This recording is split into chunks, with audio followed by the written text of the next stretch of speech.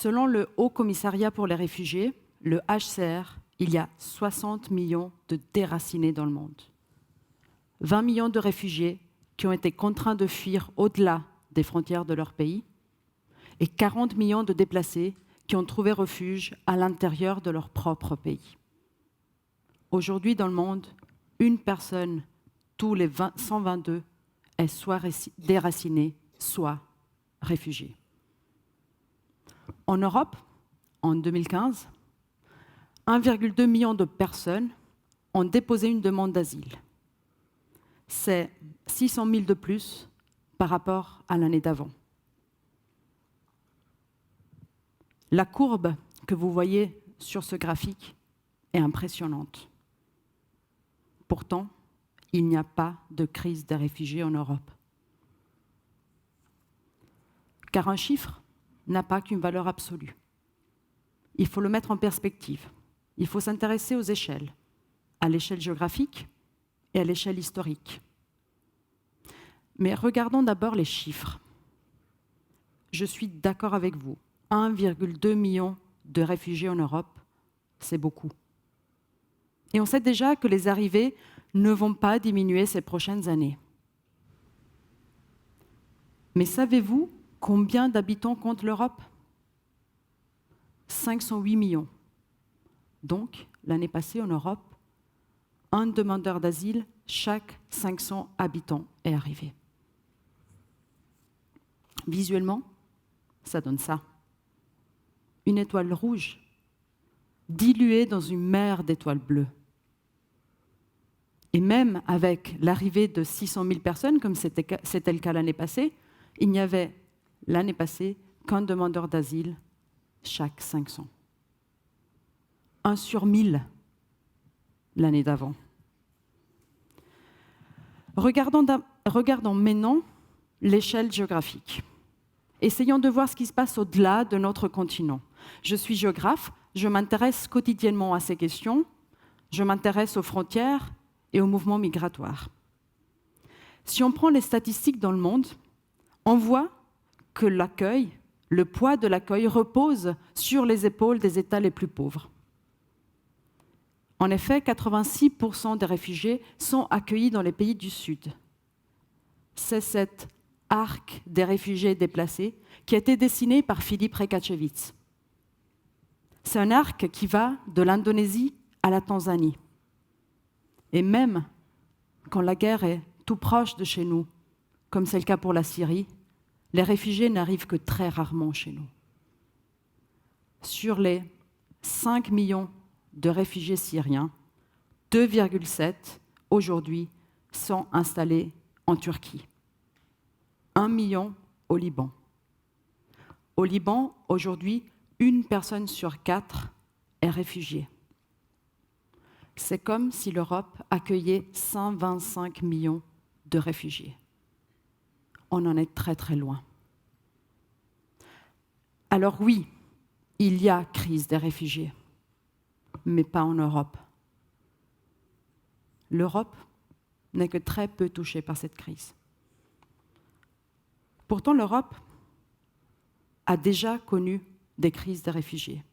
Entre août et décembre 1921, quelques 1,5 million de Russes ont fui les famines soviétiques et se sont installés dans le monde, en Europe. En 1945, à la fin de la Deuxième Guerre mondiale, 40 millions de déplacés et réfugiés ont été accueillis en Europe. Plus récemment, à partir de 1975, 3 millions de boat people qui s'enfuyaient des colonies, des ex-colonies françaises d'Indochine, sont accueillis quelque part dans le monde, y compris en Europe. Donc oui, les déplacements forcés, ça a toujours existé. Ce n'est pas un phénomène nouveau. Surtout, l'histoire nous montre que l'Europe a su accueillir ces populations fuyant les guerres et les conflits. Aujourd'hui, comme dans le passé, on est face à un monde qui connaît de nombreuses crises.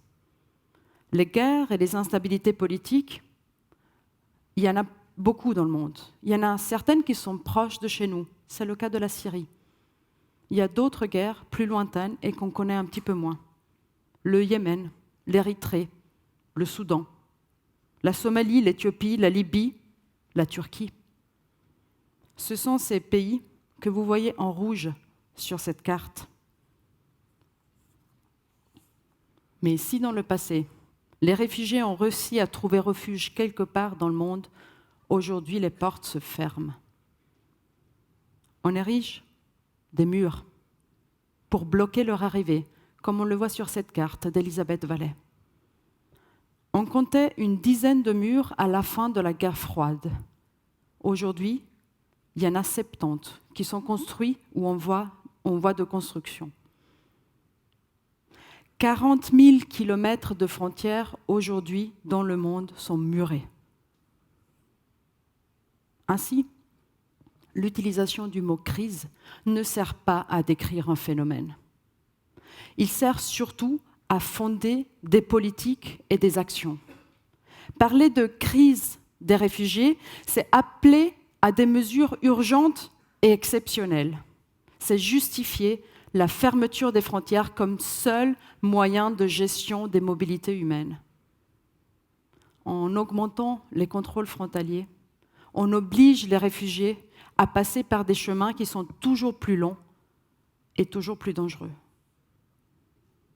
Aujourd'hui, des réfugiés syriens, pour pouvoir atteindre l'Europe, sont obligés de passer par l'Arctique, par la frontière russo-norvégienne, ou par l'Afrique de l'Ouest. Des réfugiés syriens volent en Mauritanie, traversent le désert du Sahara pour rejoindre l'Europe. Je vous disais que ces routes ne sont pas seulement plus longues, elles sont aussi plus dangereuses. Les conséquences de la fermeture des frontières sont devant nos yeux. À 2 pas de chez nous, là où on va se baigner l'été en Méditerranée, il y a des milliers de gens qui périssent. Depuis 1993, on a déjà identifié plus de 30 000 corps. On sait pour certains que ces chiffres sont sous-évalués. C'est donc une crise humanitaire. Les obstacles physiques à la migration sont, eux, responsables de l'augmentation de la mortalité des routes migratoires. Dans le cas des Boat People vietnamiens, le HCR a mis en place un programme pour la réinstallation.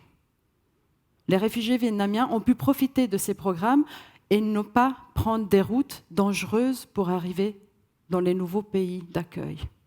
Avec ces programmes, on a sauvé la vie à des dizaines de milliers de Vietnamiens. Aujourd'hui, on pourrait mettre en place le même type de programme. Mais à la place, au lieu de mettre en place des routes de fuite pour les réfugiés somaliens, érythréens ou syriens, l'Europe et les autres pays occidentaux se barricadent. C'est cette carte de Philippe Rekachevitz qui illustre les dispositifs de sanctuarisation des pays occidentaux. Ils sont figurés par les dents rouges sur cette carte. En faisant ainsi, ces États contreviennent à leurs obligations internationales. Car ne pas accueillir des réfugiés, c'est violer le droit international. La crise est donc une crise humanitaire, mais c'est aussi une crise des politiques migratoires et une crise de l'état de droit. Merci.